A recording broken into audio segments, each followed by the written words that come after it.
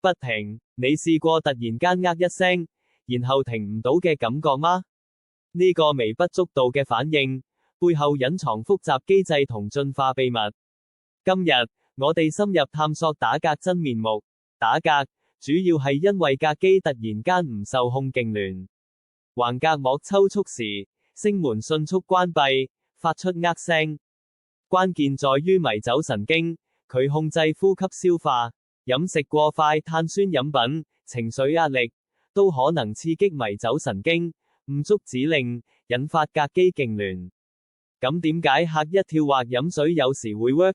呢啲方法透過刺激迷走神經，或分散注意力，打斷痙攣循環。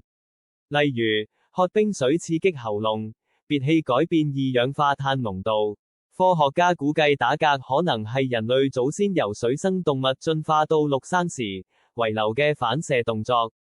魚類兩棲動物吸水閉合動作，可能係打嗝遠古起源。下次再打嗝，你會知。